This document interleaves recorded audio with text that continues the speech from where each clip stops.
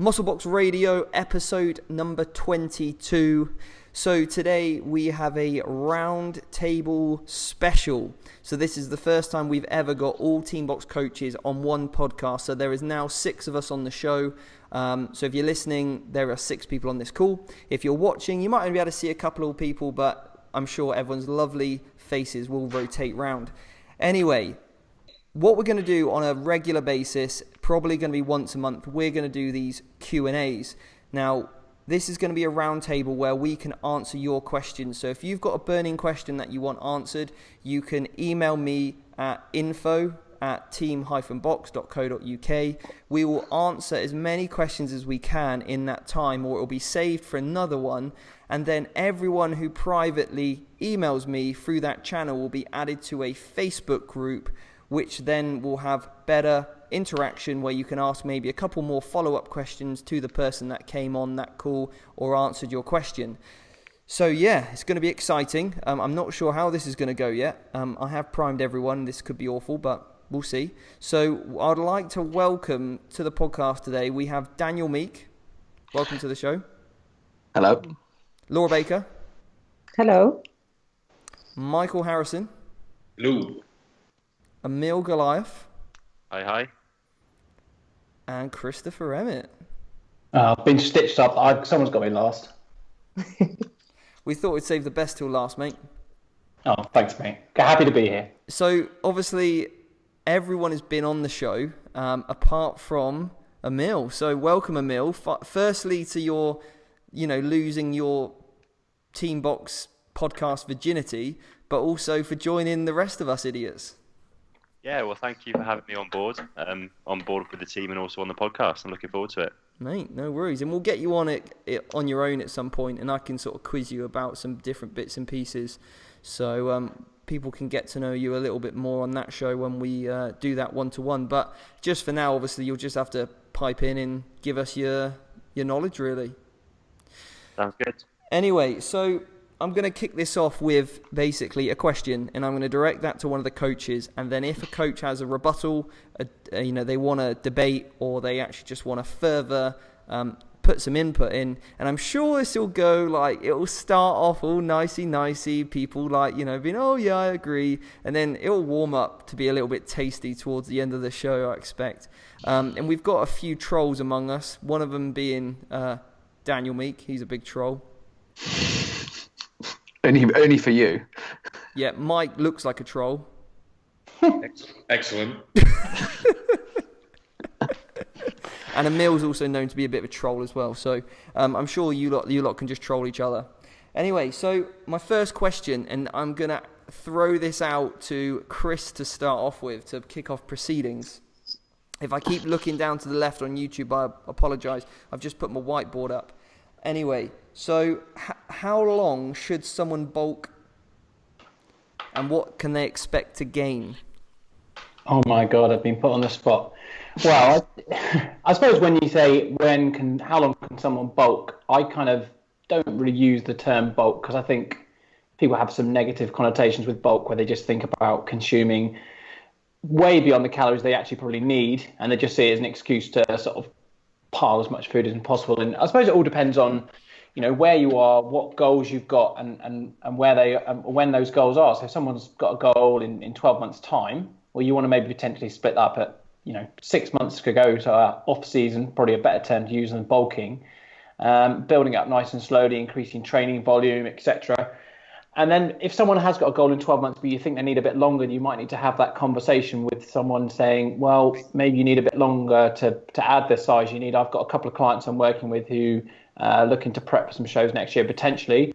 And they're in their, as I say, quote unquote, off season at the moment and doing really, really well. And we've just kind of really been kicking off the last month and a half, 2 months. I'm just going to sort of see how it goes the next 4 or 5 months. In terms of their progress with their measurements, their weight, their performance in the gym, which is obviously a good indicator. And if I think they're doing really well, they're going to be ready to maybe go to a period of fat loss, then I think that 12-month goal is is about right. But I think as a coach, you've got to be... Chris, how do you keep someone on track for, if you have someone who really wants to add on a lot of muscle, and we know it can take a long, long time, and they, for majority of that, they're going to see better progress with muscle gain if they are in a calorie surplus. But being in a calorie surplus, depending on the severity of that, they're going to gain some fat mass.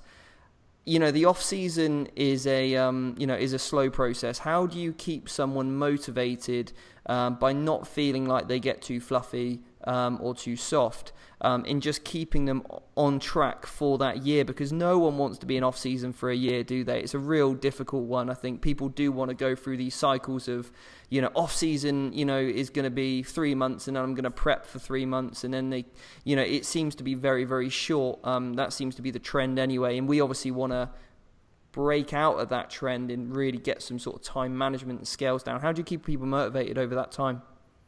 I think you've just got to, you've got to make sure that they are consistent in their approach and that they're not expecting results too fast. And I think that can be, as soon as someone goes into a period off season and they're thinking, okay, I'm going to put on muscle at a crazy rate. It's not like that. You have to make sure that they are realistic in what they're going to achieve.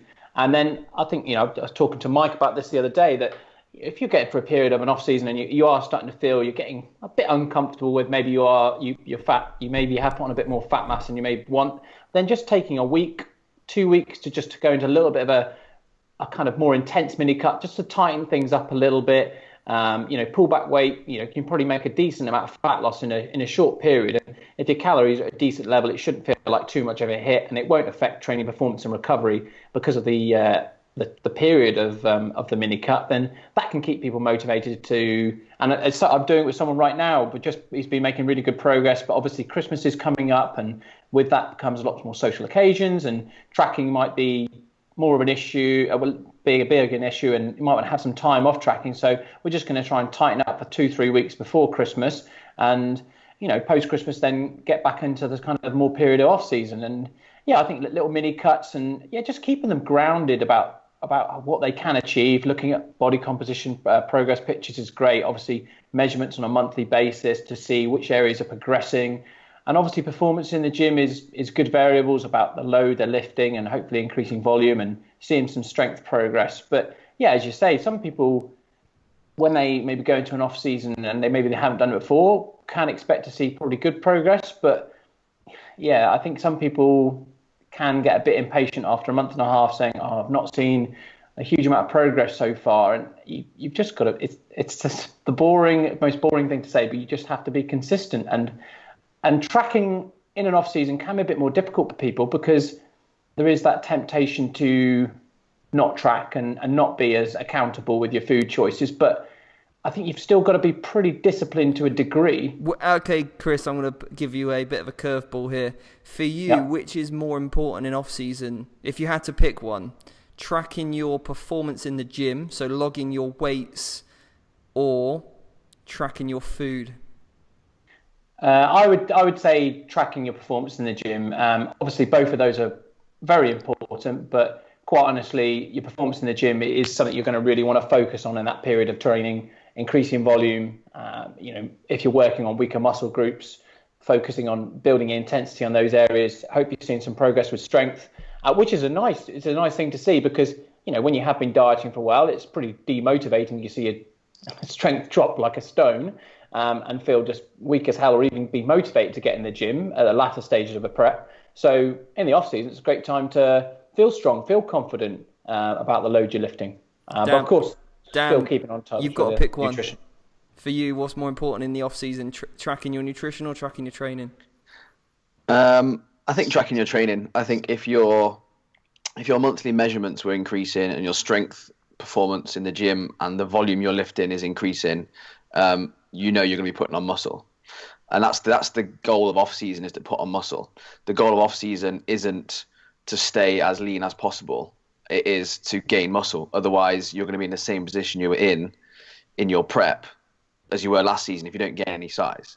Yeah. That's what it comes down to for me. So it's easier said than done, admittedly. Like, I'm in the same boat at the moment. We all are pretty much. It's very hard seeing yourself get fluffier and not as shredded and as lean as you want to be, but you have to accept that underneath it you're building muscle, and you just have to trust in it that you're doing that. And this might sound a bit of a stupid question for me to ask you this, like, which would you choose, one or the other? And we're probably all sat there thinking, well, why don't we just do both to see the best results? But obviously, when, in some of the, if you are listening that, you might have a lot of other external focuses right now, like social pressure, work might be really ramping up. You might be feeling really stressed out about that. You got to think of whereabouts that you sit. And it is, are you just looking to get some really, really good, consistent results in the gym, or are you trying to be the next Phil Heath? Because if you are, for example, to be the next Phil Heath, you need to be, leaving no stone unturned into be tracking all these things. But for most people who just want to see good, progressive results, it's probably about focusing on what are the 2-3 things that I can focus on and do consistently over a long period of time that are going to help me get results, and pick and choose your priorities. For me, I'm going to put again, I would actually, in my off-season, need to track my food intake more than my training. I am good at training, and I know how to push myself harder, and I know that I can keep a good intensity when I train. The thing I struggle with most is eating enough calories, because I'm an inherent undereater. I could go all day without eating, and then I'll just kind of have a meal in the evening if I was just kind of left to my own devices. So for me, actually tracking my food intake is much more important in my off-season, because I know that I struggle to actually intake enough food left to my own devices. Emil, what would you say? I think with the off season, it's almost about managing expectations. You're not going to gain muscle quickly. You're not going to see improvements week on week like you do during a prep or a diet. So you need to say to whoever you're training, look, it's going to be about training for the next however many months, 6, 12 months. As long as you're improving in the gym, as long as you're getting stronger, as long as the volume's going up, then almost it doesn't matter what you're eating. Your body will self-regulate to a degree. You will eat more food, and then when you go out on the weekend, you'll make up your calorie total for the week, and you'll probably be in a slight 200-300 calorie surplus, if not more. If it's more, you'll get fatter, but it's not the end of the world. It's the off season, and if you start getting too fat, then you, as the other guys have said, you can do a quick 2-week shred, take the sort of top off the fluff, and then crack on with the bulking. I bulked for 2+ years, and it was all about training. It got to a point where food wasn't a point of interest at all. I don't recommend doing it that way, but it works. Olive oil shakes, wouldn't it, Emil? Oh, don't. Yeah, pretty much. It was a case of getting enough calories in, and when people say, oh yeah, the 10,000 calorie challenge, it's really, really, it's really, really easy, not a problem. But yeah, do it day on day. When people say, yeah, I eat 6,000 calories a day, you don't. I promise you don't. It's really, really hard. Or I do it clean. No, you don't. You really don't. So yeah, it was 6,000 calories a day for 2 years, and I was tracking. But I was just tracking calories. I wasn't even tracking protein, because you can get enough protein with 6,000 calories. But let's get a little bit of context on this. Emil, how tall are you? Yeah, no, absolutely, exactly that. So I'm 6'4", and I peaked at 22 stone. So he's a big lad. Is what he's saying. Yeah. So, yeah, and that was difficult to get the food in. And I didn't know as much then as I know now, and I wouldn't do it in the same way. But my point is, training is key. So enjoy the training, because sometimes that can drop off during a prep or a diet, and just keep trying new things, but just keep getting stronger, keep training harder, and you will, by definition, be gaining muscle. And then you can almost rest your head from the super strict tracking everything, take it back a step. But obviously, as Steve said, if you're Phil Heath and you want to win Mr. Olympia, then you do need to track everything down to the sort of minute detail. It's unavoidable, but most of us don't. Laura, what would you choose? I'd choose to track my training, but that would be because I know that's the smart thing to do. I find it hard not to track my nutrition. If I'm honest, I probably come from a little different perspective to you guys. But for me, off season is a chance to practice just eating intuitively as well. I think anyone's thrown that one in there. And it's tracking your training, that's the area where you're going to see success, you're going to see improvement, and that's what's going to keep you on track. Tracking your nutrition is boring in off season. Once you hit kind of that point is relatively the same. You know what you're eating each day. So for me, tracking kind of training is my way of making sure I'm pushing myself every time I go in the gym as well, and staying on track with my off season and not being tempted to kind of go back into prep. Nice. So what one thing would you know, when we talk about tracking training, what sort of variables are you looking to track there? Tracking overall volume and load use each so session. So. How we work anyway is looking at volume on an exercise. So you could look at this in many different ways.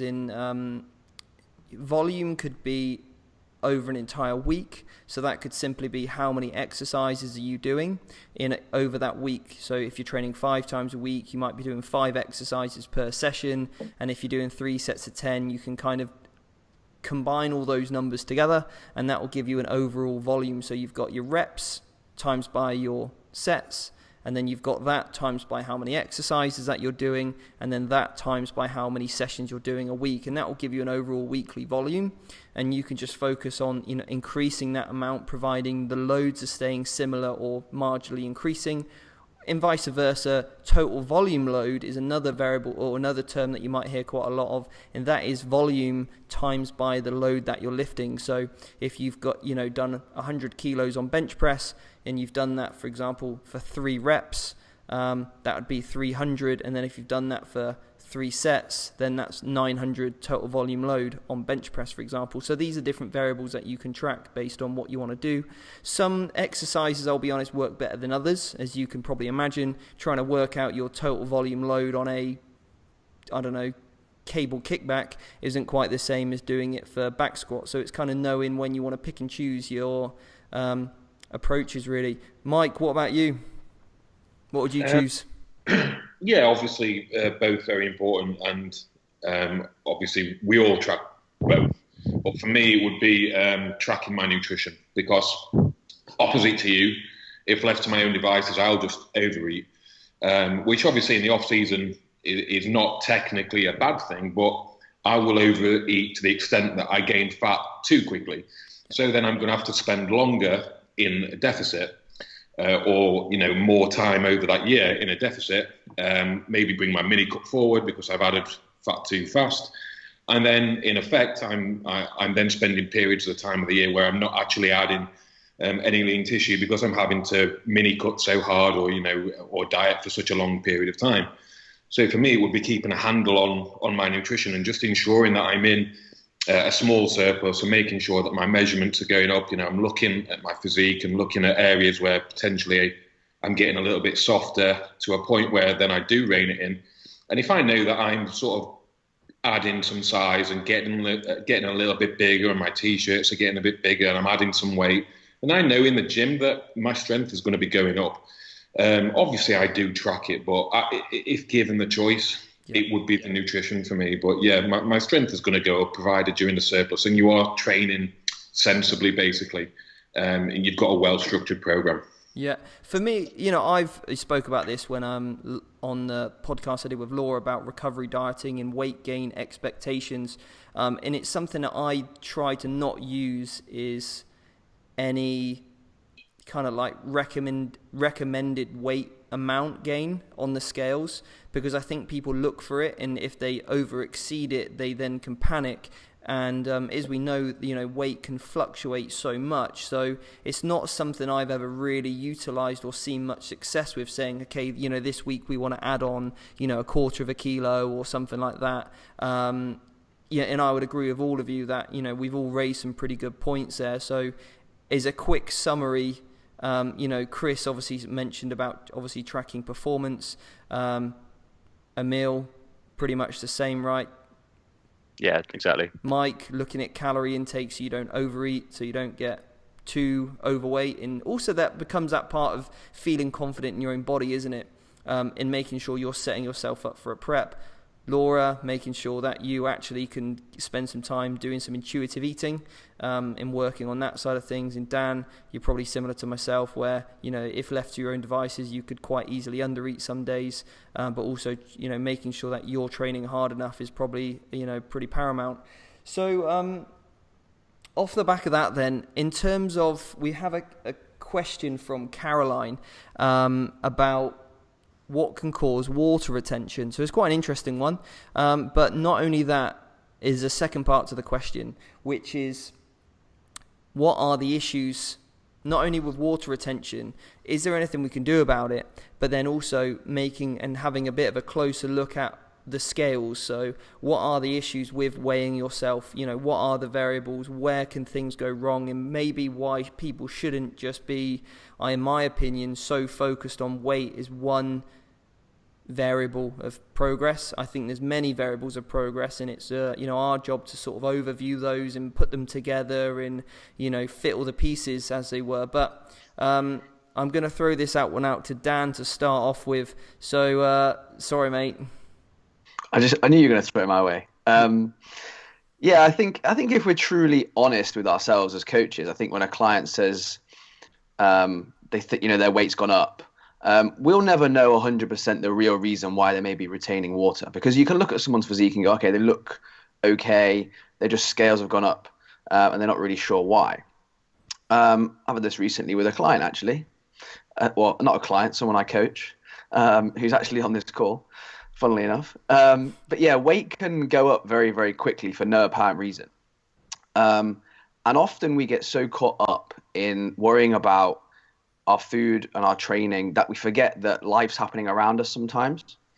And we forget that sometimes stressful events can cause us to feel stressed, whether we feel it or not in terms of our performance in the gym or our nutrition.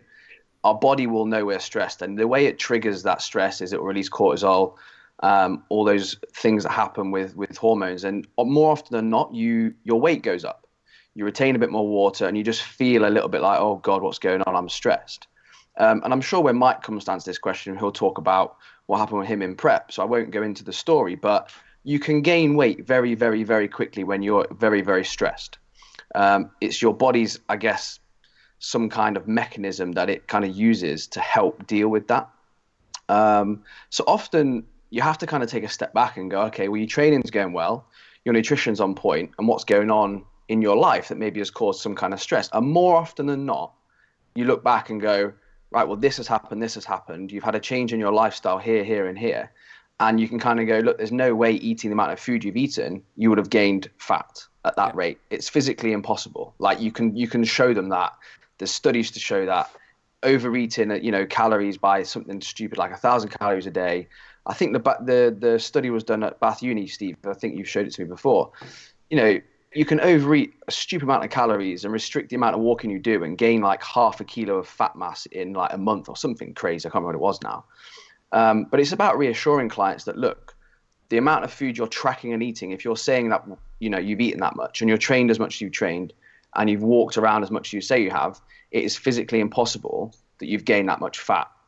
And they know that as well. Deep down, they know. And it just requires that reassurance sometimes that you go, look, your body's just, for whatever reason, in a bit of a stressed environment. You need to just chill out. Yeah, the problem occurs really as well when someone's obviously looking for those scales to go down. When someone's in off season, it's not so bad if the scales creep up by 1 kilo or 2 kilos, whatever. But when you're in prep and that happens, it's like, oh my God, the last 3 weeks I've worked so hard to see the scales come down. I've just kind of done a complete U-turn.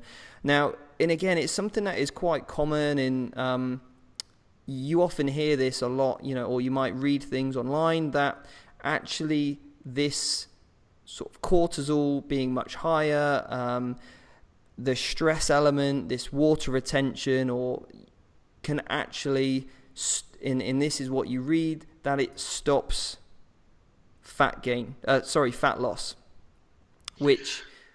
So in Emil, I'm going to throw this one at you. So can water retention stop, or high cortisol stop fat loss, or does it just mask it?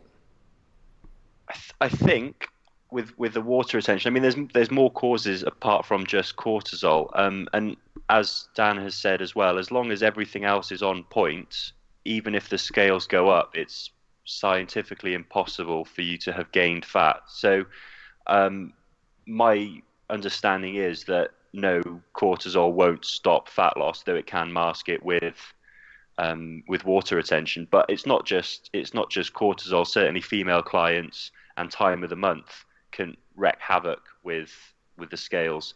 almost to the point that it's pointless weighing for the sake of mental well-being. Yeah. But then also things like lack of sleep and sort of messing with a circadian rhythm.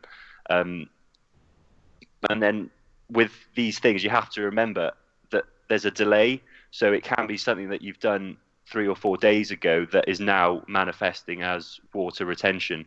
So you might not be able to draw sort of, a conclusion. Often when you have a cheat meal after a show, it's not until the day after or the day after that you're holding water or overspilling. So these things, they can take time. So it is very, very difficult to line them up.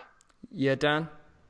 I think the other thing as well, just on that, as coaches, I think it's important that I often stress to my clients when they're dieting that if overnight they lose 1.5 kilos, that you make sure that they're as grounded as you want them to be when they gain 1.5 kilos overnight. It's very easy for us to go, oh, wicked, you lost 1.5 kilos overnight. And we know that, again, physically impossible overnight to lose that much body fat. It's about making sure that I always say it to my clients is don't get too high with the highs and too low with the lows. Yes, it's great, we're losing body fat, but you haven't lost 2 kilos overnight.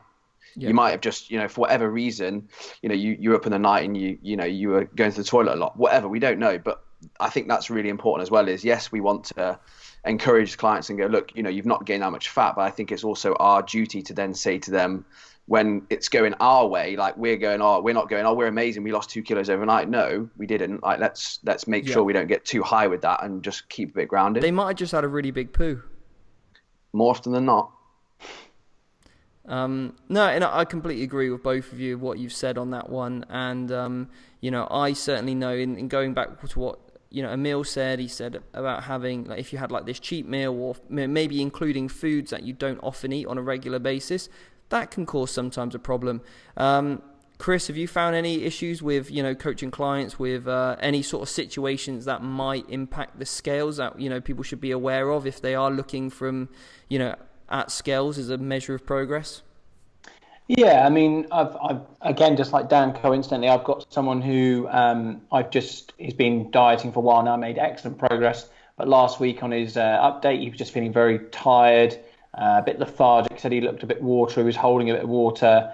He said he had a stressful week with work, and I've been pushing him a little bit hard recently. So I've just this week increased his calories up a little bit, dropped his cardio back, just to kind of just allow him to a bit of recovery, really. But yeah, a lot of the time, I mean, with the logs that we use, one of the key things that I always look for is the bit on the side, which is extra information. And more often than not, if someone's weight will go up with the client, that's the kind of first thing I look for. And, some of my clients, it's if they've perhaps, got an intolerance to dairy or gluten and they eat something which kind of contained it and they kind of took the risk and thought, I'll have this, it'll be fine. And then their weight spikes up 1.5 kilos.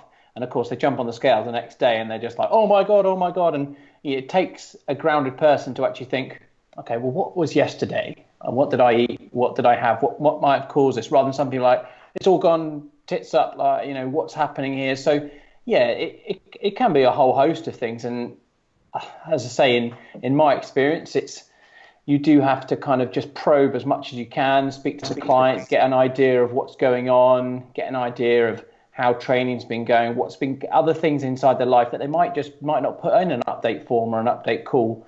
And yeah, sometimes it is a little bit of a kind of process of elimination, and you have to sometimes use your gut feeling, which obviously the feeling comes up over experience and very much obviously looking at what research and stuff shows. But yeah, I think for me, it's a lot of the time it's the foods that people eat that do disagree with them, or if they have been being pushed on a diet for quite a lot and their training volume is quite high and calories are low, that weight can go up, which I'm sure you're going to come on to, which is I know a couple of us have suffered with in the past. Mike? Yeah, so I mean, personally, I think that when dieting, the biggest sort of cause of water retention is likely to be cortisol and stress masking the fat loss. Because the reason being is that during a prep or a diet, things tend to be a lot more structured. So perhaps eating times are going to be roughly the same, maybe portion sizing, they're going to be eating roughly the same amounts of food, the same amount of sodium. So then during a prep, I'm more likely to take, a daily average from those people. But in like an off season where things start to become a little bit more disordered, so potentially eating out more meals, maybe they're eating a larger portion later at night, the food choices have expanded, and it's a lot less regulated just because there is so much more food in the diet. And, there's all these sorts of variables. And I think pinpointing weight and scale weight as like the most important factor, when we know that there's so many variables that affect it, can just sort of cause, a mental problem for the client. When if we sort of just take a step back and go, there is so many things. So whether that's stress, whether that's the sodium that you ate in the diet, what time did you eat last night? Have you been to the toilet? Have you got, there's more food in your digestive tract. There's so many things. So I think just trying to take the focus off that. So I know that in the off season, that what I've started to do with some of my clients is that I've said, if you've had a pretty consistent day, basically, you haven't eaten out, you've trained, your toileting's been quite good, and you didn't eat excessively late at night, and you've woken up at a decent hour, then we'll weigh then. And then that might only happen 4 times a week, but then that's 4 variables there that's going to give a more consistent view than if you had another 3 anomalous results in there, which could potentially skew the results. Well, I think what most people do, isn't it, is that they just do a weekly weigh-in, and I think that's where the problem occurs. Yeah. I agree with you completely, Mike, in the fact that, in off-season, we do encourage intuitive eating where people become a little bit more mindful of what they eat, maybe focus less on, being really rigid on, for example, eating the same foods, or, becoming really rigid on hitting macros within a certain, 5 grams. There's a time and a place for all those things, but in off-season, actually, it's time to enjoy it with your family and your friends and, focus on other things in life. So, a client might just focus on eating a certain amount of calories. So therefore, if the macronutrient composition is coming different from fats to carbohydrates, is going to fluctuate weight. And like you said, timings of meals, and just to put that into perspective, something Laura might talk about actually, about timing of things, that, you can manufacture a result to do something the way you want to do it, right? Yeah, definitely. From the time of day, it goes back to what Mike was saying about the time of day that you're eating foods. So if you're eating, late at night, of course you're going to be heavier when you get on the scales. If you don't, in prep, if you're anything like I was, you've run out of macros by 7 o'clock in the evening. So there's quite a long window without eating then. So of course you're going to be lighter on the scales in the morning. And it's about, not reacting at the point you take that scale weight if you are going to use it at all in off season. Yeah, nice. And the other thing is that if you can draw an average over, more data points, then obviously then each data point you have then, so if you are weighing yourself every day or 5 or 4 times a week, then each of those data points become less significant to you, rather than trying to measure your entire progress on a weigh-in from a Sunday to a Sunday. Like Emil said, a couple of days before, you could have done something that's now impacted your weight. If, let's say, one Sunday you ate particularly early and everything was really consistent over that weekend, and you might have actually hit your macronutrient or calorie things perfectly, executed the plan perfectly, but the following week you ate later, you might have had a higher amount of fiber in your, diet for the previous couple of days. You might have had to swap some higher, introduce some higher carbs, for example, took your refeed day closer to that day. Then if all of a sudden your weight's gone up by 1 kilo, you're going to look back and go, that week wasn't successful, and you therefore might do a drastic cut. You might, drop calories more aggressively than needed. You might drop, or increase food, and it might not be the right call for you, just because obviously if you'd have drew an average, you'd have actually seen potentially the trend go down. It might have been one data point that went up. And Mike, you've had your hand up for a while. Yeah, just I think what Dan and I think Chris mentioned earlier, alluded to in terms of a real world scenario of water weight and of scale weight, is obviously, I think I mentioned it on the podcast before during my prep, is that 5 weeks out, my weight actually went up by 3 kilos in a week. Now, I'd not skipped any training, I'd not overeaten, and it was just a case that I was holding water really, really bad because high training volumes, low calories, and I just needed to take that stress off. And ridiculously enough, I went on holiday, and obviously Steve was coaching me, and told me to sort of up my calories and scale back training and rest. And over 10 days, was it 10? Yeah, 10 days, I lost 9 kilos. So not only the 3 kilos I put on in water, but an additional 6 kilos, which is going to be minimal sort of fat loss there, where the sort of body fat I was at anyway. So it just shows a real world sort of scenario that if you can fluctuate by 9 kilos within sort of a week and a half, that maybe we take it with a little bit of a pinch of salt sometimes. And literally, salt can impact your weight, can't it? Sodium levels and all that sort of thing. Laura? Just to add, so we briefly touched on it earlier, but monthly cycle for females, just coaching only females. I don't like to give an exact amount because then people kind of hover on it and go, I'm normal, I'm not normal. But, I've seen fluctuations, anything up to kind of 4 kilos just because of time of the month. So if you're one of these people that really fluctuates, but like you said about taking the data points across the average of the week, what I'll do with some clients is we compare that week of monthly cycle to monthly cycle, and we know that week's going to spike. So, okay, this is the point where your weight usually takes a little spike, but it's not spiked as much as it did last month. This is in a dieting scenario. But it's just worth bearing that in mind as well. Sometimes it's better to compare data across months as it is week to week with females as well. Okay, no, I think we've hammered that one home. So the next question, and this is from Aaron, is muscle growth. I can't even talk. Am I back in prep? I think I'm back in prep. Prep mouse pack. You're under eating again. Yeah, I haven't really ate much today, to be fair. Muscle growth and dieting. So basically, can you gain muscle in a calorie deficit? And I'm going to throw this one straight to Emil. Technically, yes. Realistically, no. I mean, I think there was a paper, was it Phillips, recently, that said that you can gain muscle and lose fat at the same time, and everyone went nuts for it and loved it. And I suppose, if you tipped everything in your favor, put all your food around training, optimized your MPS with regular protein feeds, all that kind of stuff, then you might be able to measure a small increase in muscle mass while losing fat. For people who have an established training history, for newbies, then sure, you can gain loads of muscle and lose loads of fat simultaneously. For people who have detrained, you can do it. But for sort of the general people who we coach, who have a training history, it can be done on paper with sort of very specific measurement techniques. But I mean, realistically, and certainly psychologically, I wouldn't aim for that.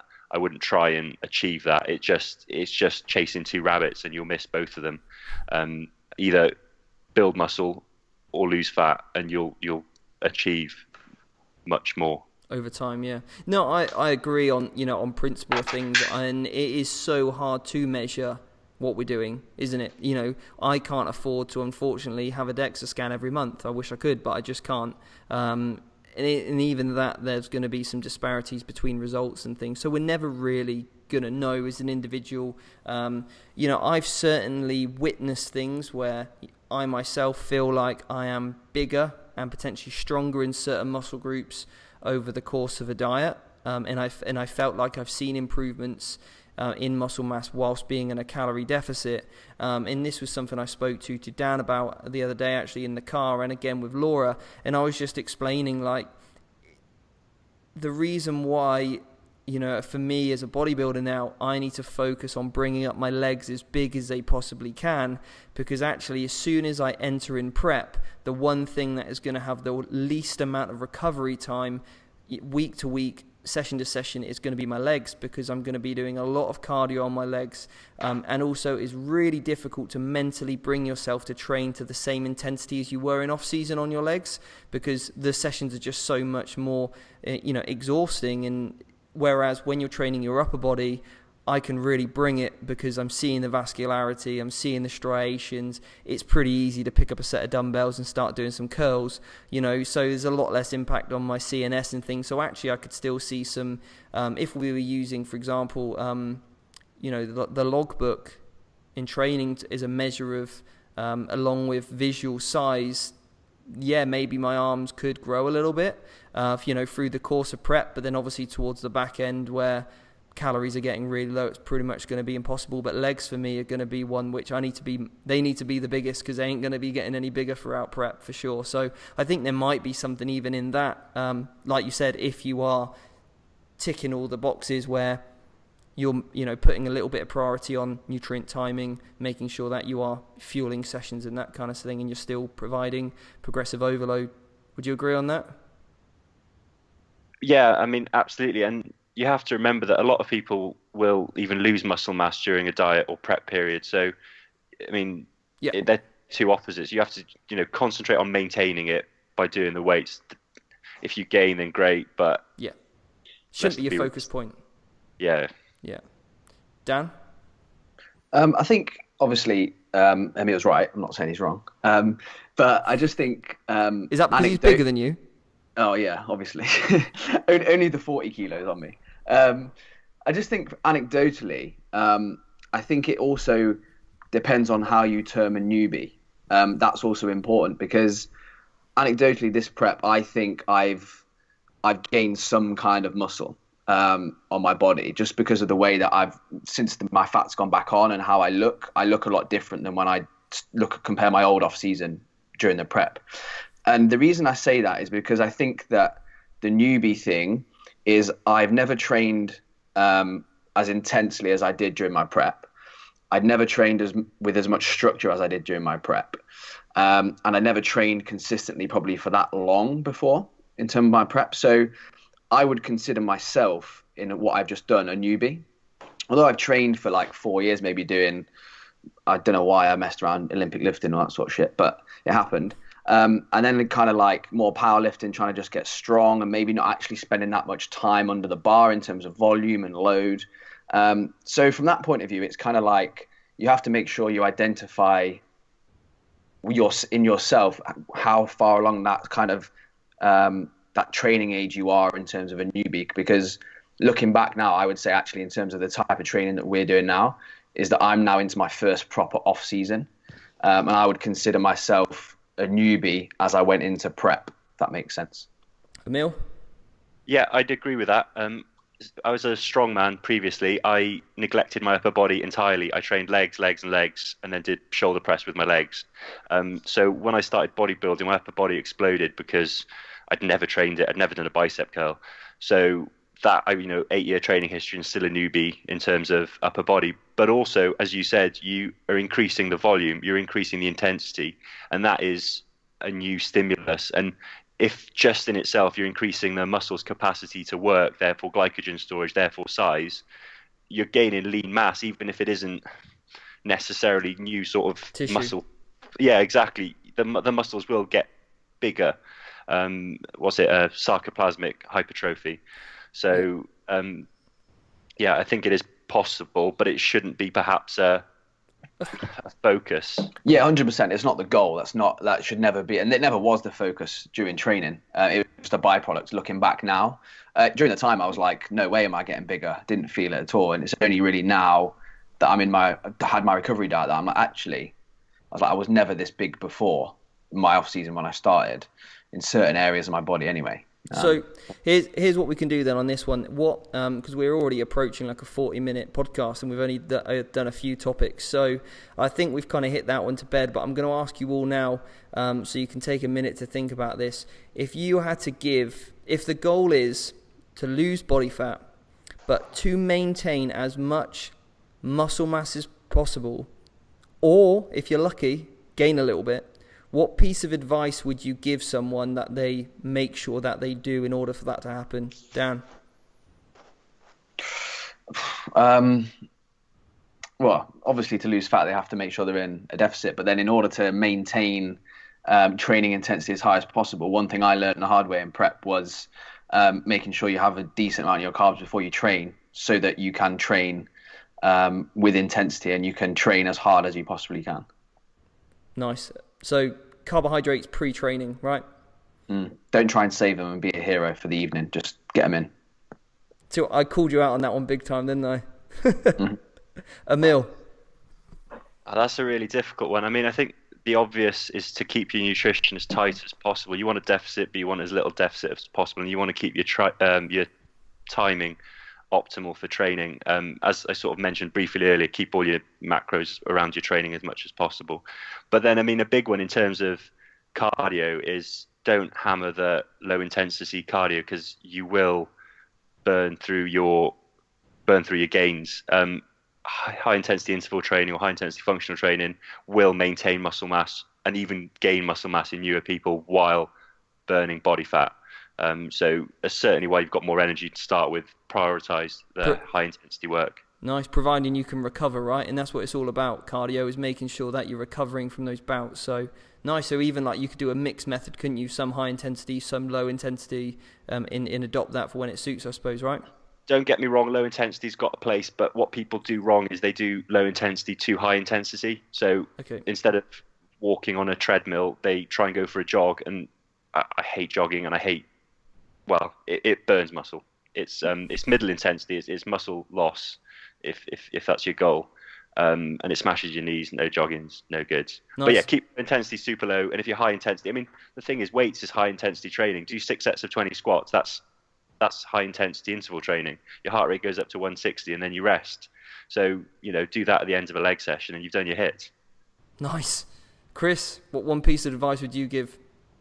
Emil kind of stole mine. I was going to say about monitoring cardio, but no, I'd say another one is to think about if you have a structured refeed within your period of dieting, is try and sandwich, that's the wrong word. Try and put that in your week in and around either the hardest training session or maybe the muscle groups that you really are focusing on. So, and that could, quite honestly, I would advise people to have it the day before. So let's say you're just doing one leg lower body session a week, and as you get into the period of prep, that is a struggle. Having a refeed either the day of or the day before is going to really be advantageous for good training intensity for that session, rather than just thinking, I'm saving it to Saturday night so I can sit in at Saturday night and have a burger with the missus, where quite honestly you might need to prioritize having it on a Tuesday when you're going to train legs on a Wednesday, or muscle groups that you have been trying to work on and trying to hammer in your off season. It might not be legs. If your legs are really strong, well, maybe you can get away with that not being as important. But if you've trying to work on your chest and your shoulders and you've made good progress, then you want to maintain as much progress as possible. Potentially having that refeed in and around those sessions where you want good intensity could be optimal for maintaining as much muscle mass as possible. Laura, that was nice, Chris.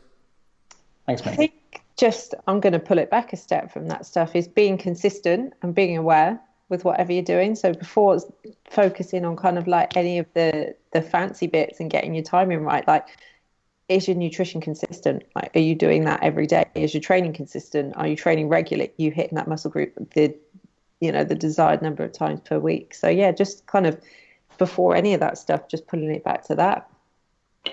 You mentioned about nutrition in terms of one of the biggest aspects of that would be, I suppose, protein, right?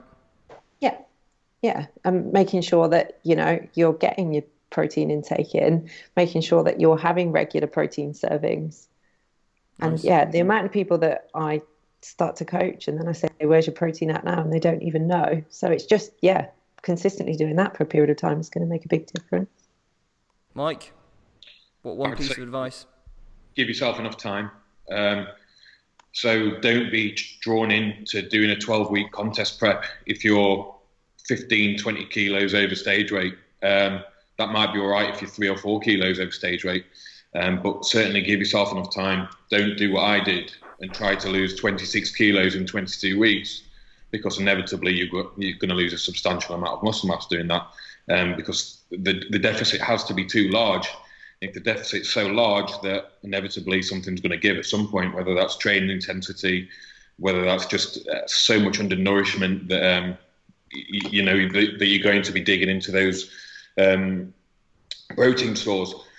So I would say give yourself enough time, and as long as possible, incorporating diet breaks in there, refeeds in there. Don't run yourself into the ground, because it's just going to be a recipe to lose muscle. So, yeah.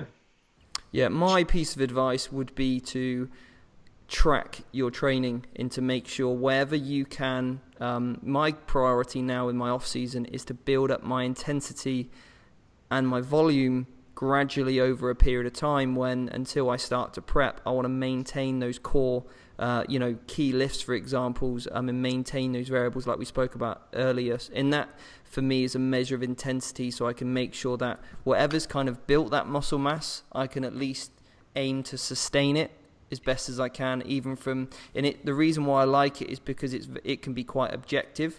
And with that, I would also say get yourself a good training partner who is able to push you mentally, because it is unbelievable what you can do when you actually put your mind to training the way you actually want to train to see progress.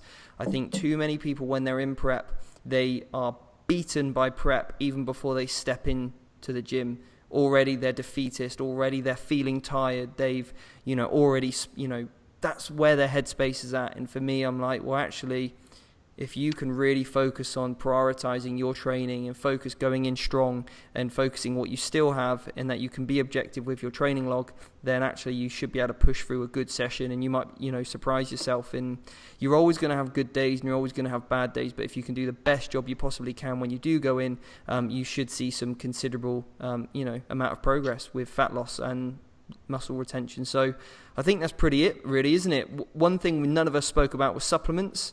So that clearly shows that where we might, prioritize those. If we were to recommend one, it's probably going to be a creatine, or obviously using a whey protein powder or amino acids, something like that, just to make sure you're getting in enough quality protein really over the course of the day. But I think we all probably agree on that one.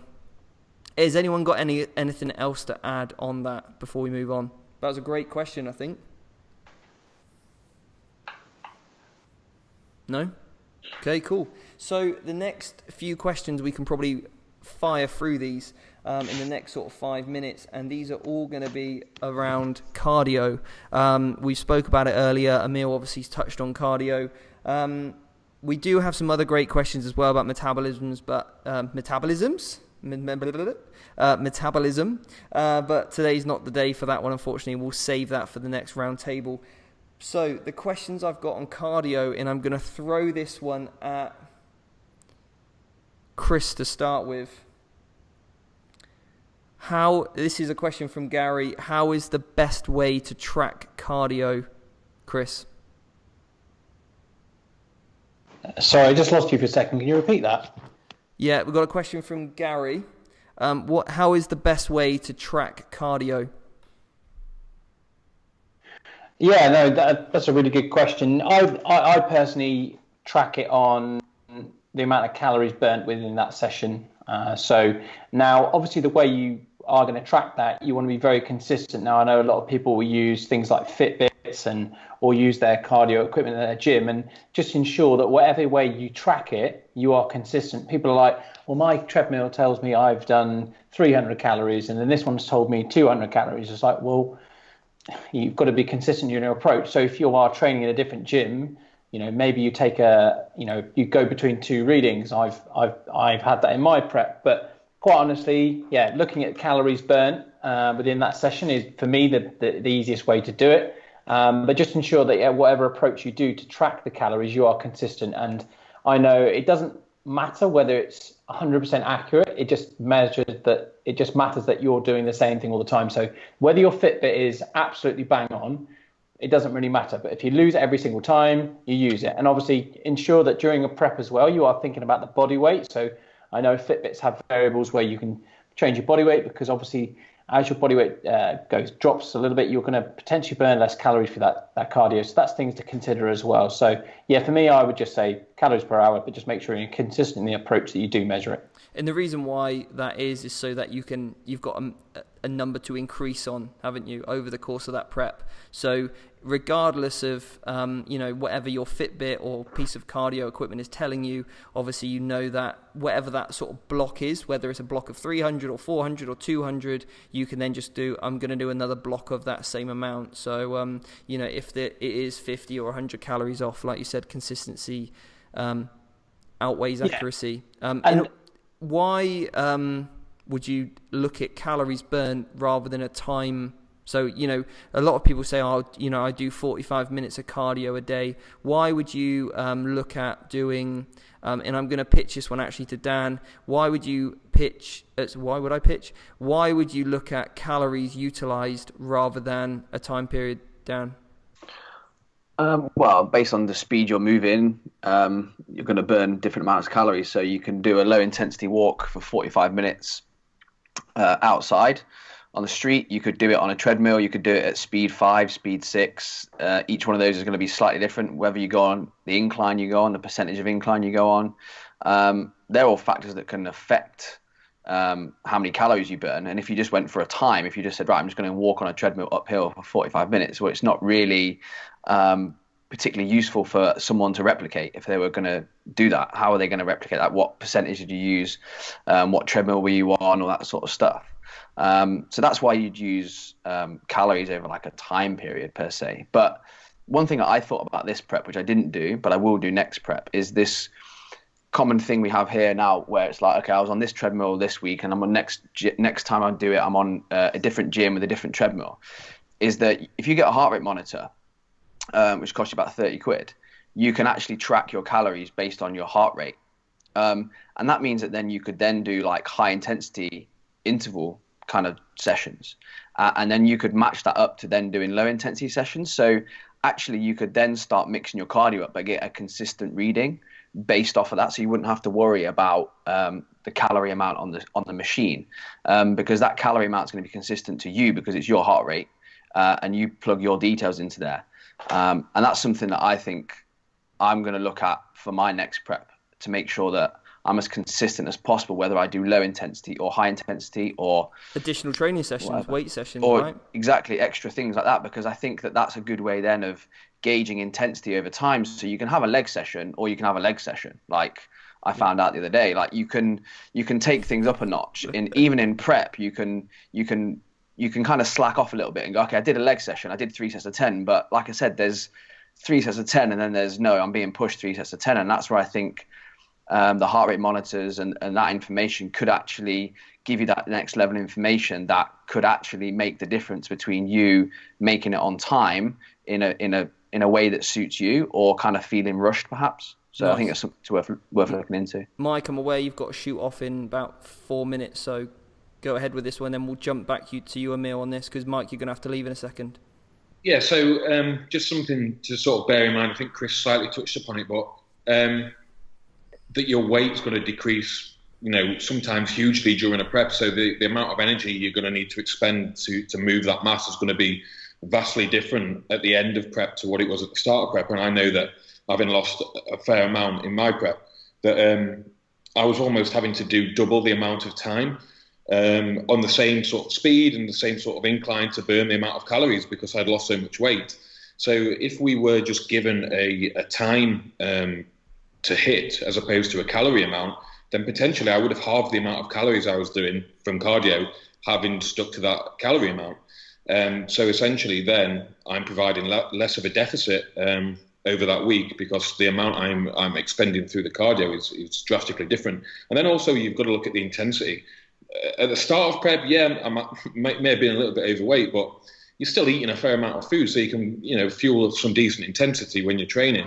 Whereas towards the end of a prep, where you can barely make it off the sofa, chances of that cardio session being highly productive for a half an hour period, you're perhaps not going to burn as much perhaps you're not going to use as many calories during that half an hour as what you were 6, 7, 8, 9, 10 weeks ago. Yeah, nice. Mike, I'm aware you have to shoot now, so thank you so much, mate, for coming on and sharing your wisdom. So we'll appreciate if you have to shoot off now. Laura, do you have your hand up? No, I was scratching my ear. Sorry. Oh, we need to make it clear then, all right? See you later, Sorry. Mike. I have an itch. I'll wave Emil, at Mike. over to you then. Yeah, so to play devil's advocate, I track time. But that's because he does all his high intensity stuff. Yeah. Here comes the plug.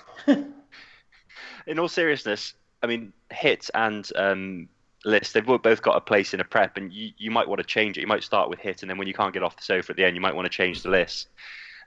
So I sort of started to have an equivalence for HIIT lists and neat based on time.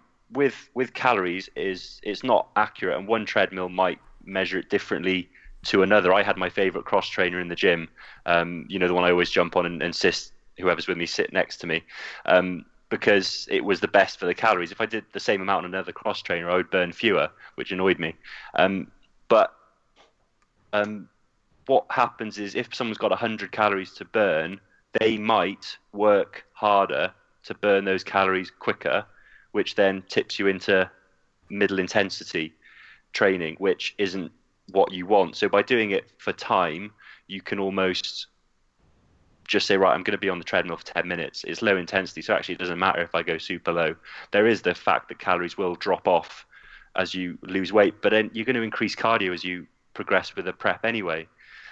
So what I was doing, I was saying 60 minutes of neat, so 60 minutes of walking or biking was the equivalent of half an hour of LISS, so cross trainer, which was equivalent to 15 minutes of HIIT. So I could make up my cardio for the day in any way. I mean, it's rough, but it was consistent. So you were probably looking at more then on that approach is more of a block. So you were just basically going, okay, I'm going to put in an extra 2 blocks this week. So that could be done through NEAT or through, HIIT. And then you had a rough time that you would basically do that for. And then obviously if you didn't see progress, you just put more blocks in, don't you? So like we do with, calories, just because we use that as our measure, you just go, right, another block of an extra set of... And obviously, And consistency is key, because if you're consistent, then you can manipulate the variables. So you add blocks, and a prep is sort of a unique circumstance where you've got a certain amount of time to burn a certain amount of fat. So you can almost increase things week on week because they're going to stop eventually. It's not meant to be sustainable. So essentially, it doesn't matter whether you track calories, miles, steps, whatever, as long as you're consistent and you can increase them as the prep progresses. Or diet. Nice. So leading on to that one then, we've had a question from Charlotte, and she has asked, how can you track cardio through steps or NEAT? So Laura, I'll let you handle this one. What were some ways that we looked at, for your prep and obviously for what we do? So using kind of the pedometer, predominantly Fitbits that a lot of our clients have, but any kind of pedometer will do. Once you know a gauge of your average daily step amount. So for me in prep, that was I think 15,000 steps a day. Then anything beyond that point then can be classed as cardio, because that takes you past your NEAT. So it's in addition to what you would do normally. So for me, I managed to work back just from the kind of daily calorie amount. It's a very rough calculation that Fitbit gives you, that for me, every 1,000 steps is about 60 calories. I think you worked yours out as 100 calories. Is that right, Steve? Yeah, closer to 100, yeah.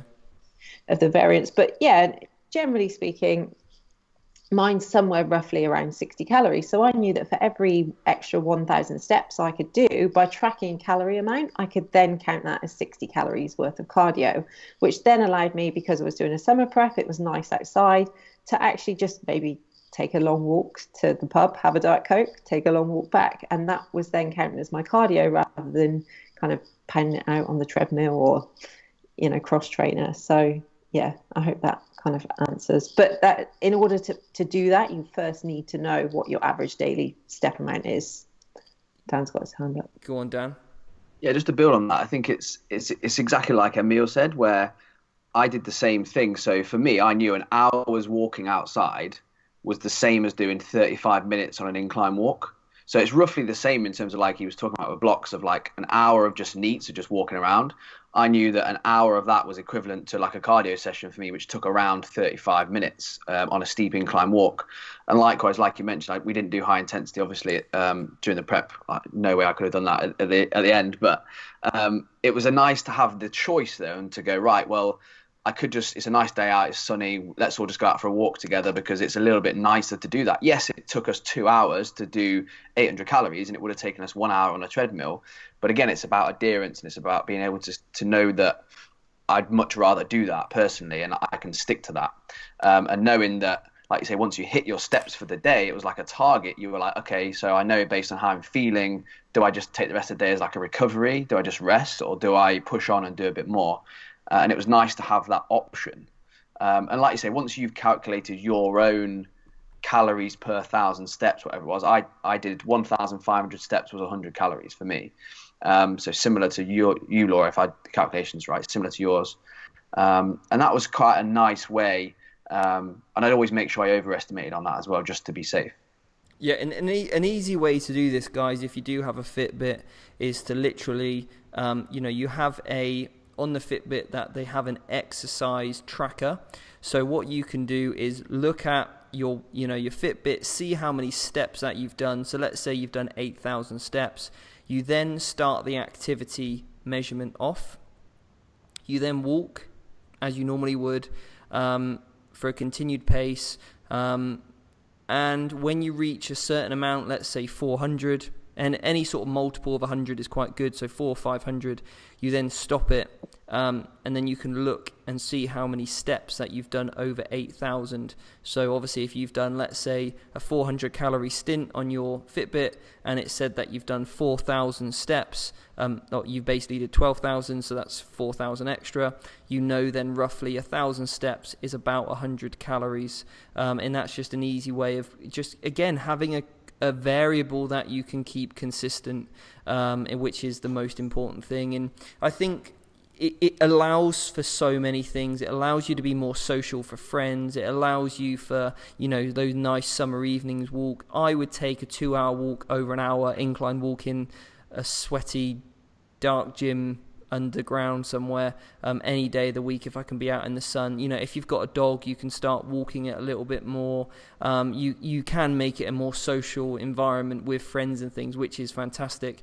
But you do have to be aware of, if you are going to start using it, you can't just count the next step over your daily average. Do give yourself a bit of a buffer, because there might be those days where you cannot hit your average, and you're going to want to know that you had a few days. So I would say for me, my average was, let's say, 8,000 in my off season.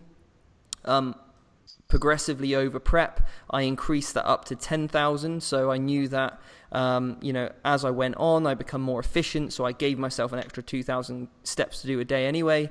And then anything above 12,000, I would then start to count towards cardio. So I gave myself an additional 2,000. So I'm not using this as an excuse to be lazy, or just to start counting cardio as soon as I possibly could. So if I had, for example, like a 12, if my goal over 12,000, I started to class it as cardio. If I had a particularly long day, which was like a 20,000 step day, then I knew I did an extra 800 calories, which was really good mentally, just to be able to tick that off, to know that I've done it. So it means then you can be more reflective and make more intuitive decisions over the course of your week. So if you are moving house, or you've gone for a long walk, which you don't normally do, then therefore you can start to be a little bit more reactive and a smarter athlete, I think, really. Laura, you had your hand up? Yeah, I was just going to add to that. The flip side of that is, as well as increasing steps during prep, is bringing them back during off season as well. So sorry, I'm distracted. Is Dan choking? Sorry. He's good. Now we know Dan's alive, I can continue. So yeah, one of the things that I'm doing in off season is bringing those steps back from 15,000 to 10,000. So that, naturally that happens anyway in winter. With it raining, I probably won't go outside so much, might take more car journeys, that kind of thing. But it means that straight away I've got something that I can throw in to increase my energy expenditure next prep. I can look at getting my steps up again. And the other great thing about steps is it's a cardio approach that you can use in off season as well. I know it's something that we've been doing, kind of meals out and social occasions, where even actually with kind of quite generous off season macros, you're probably going to eat over them if you're having a good 3-course meal and maybe a glass of wine. Then one of the things you can do is walk to that venue, just to kind of, wherever it is, to get some extra steps in, get some extra calories under your belt, because it's not going to be that intensive on your legs as well. So, you're still going to be recovering because it's only a gentle kind of leisurely walk, but a great way in off season, if even to get some more calories in the bank. Nice. Chris?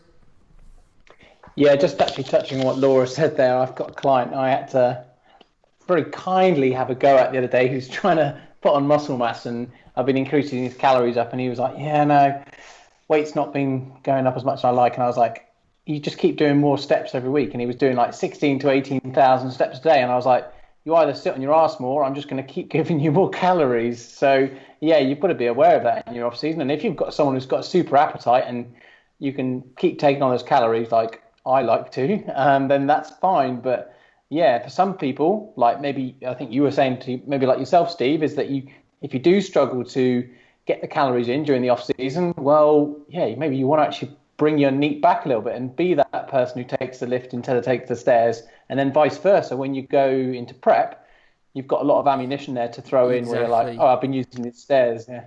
Nice. So, really so good yeah. points. No, that's brilliant. If you train legs with Steve in off season, you'll be taking the lift anyway. There's no taking the stairs after that. So one more question. They are full of sickie. Is that right now? Yeah, Dan pulled a sickie halfway through the leg session the other day. He said he had flu. It's just because he didn't want to do his drop set on hack squats. No, we didn't even get to the drop set. He didn't even do his first set on hack squats. So anyway, this question's going to be to Emil, and maybe we can have a quick... Is everyone all right for 5 minutes? Give me a quick nod. Yeah, cool. So the question is from Natalie. Should you do cardio when trying to build muscle, Emil?